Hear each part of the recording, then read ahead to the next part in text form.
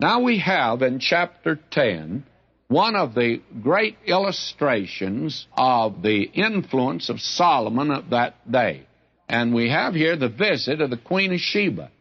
And it revealed that Solomon succeeded in witnessing for God in the world of that day.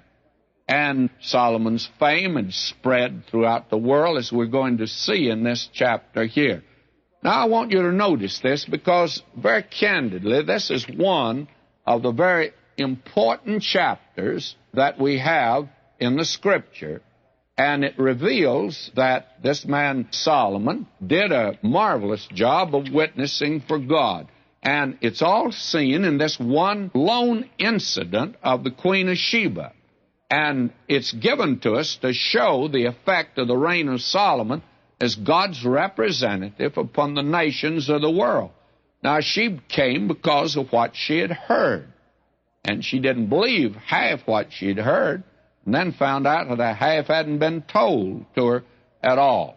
Now, this is a tremendous illustration, and I think that we should note that in this illustration that we have just one isolated incident, and there are many others that could have been given. Now, let me read, beginning at verse 1. And when the Queen of Sheba heard of the fame of Solomon concerning the name of the Lord. Now, that's what she heard about. Here is a temple built that you can approach God, and she wanted to know about that. And she came to prove him with hard questions. And she'd heard of the wisdom of the man. She came to Jerusalem with a very great train and camels and bare spices and very much gold and precious stones. And when she was come to Solomon, she communed with him of all that was in her heart. Solomon told her all her questions. There was not any hid from the king which he told her not. And when the Queen of Sheba had seen all Solomon's wisdom, and the house that he had built, and the meat of his table, and the sitting of his servants, and the attendance of his ministers, and their apparel, and his cupbearers, and his ascent by which he went up unto the house of the Lord, there was no more spirit in her. Now that word, and his ascent by which he went up to the house of the Lord, that should be translated burnt offering. He approached God by a burnt offering. Now this is the offering that speaks more fully of Christ and his substitutionary death than all others.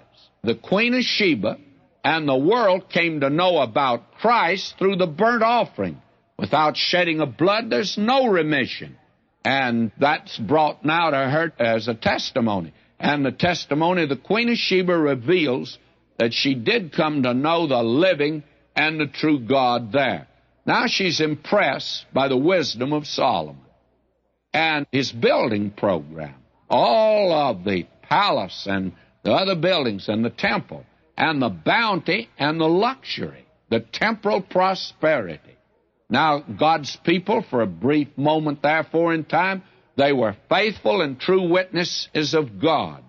And one half hadn't been told, and I don't think a half of it's been told today concerning him. And she said to the king, verse 6, it was a true report that I heard in mine own land of thy acts and thy wisdom. Howbeit, I believed not the word. She didn't believe it, you see, until I came, and mine eyes had seen it, and behold, the half was not told me. Thy wisdom and prosperity exceedeth the fame which I heard. Happy are thy men, happy are these thy servants, which stand continually before thee, and that hear thy wisdom. Now, this is a great testimony, you see, that she gives. Blessed is the Lord thy God, which delighteth in thee to set thee on the throne of Israel.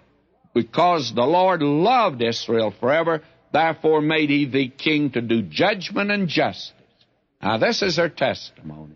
And I think this reveals she came to know the living and true God. And she gave the king 120 talents of gold.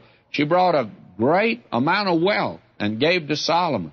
We're told also in verse 11, Hiram was king of Tyre, of the Phoenicians. They were seagoing people.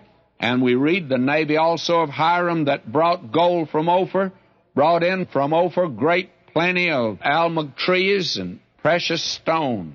and told here that he continued his building program. He made pillars for the house of the Lord, for the king's house, harps also, psalteries for singers. Great development you see in the kingdom. And King Solomon gave unto the queen of Sheba all of her desire, whatsoever she asked, beside that which Solomon gave her of his royal bounty. So she turned and went to her own country, she and her servants. Now she's an isolated incident of one who came to know God. Now there were many others, just as you have in the book of Acts. 3 outstanding conversions. You have that of the Ethiopian eunuch, of Saul of Tarsus, and Cornelius. But we know that literally thousands came to know Christ at that time.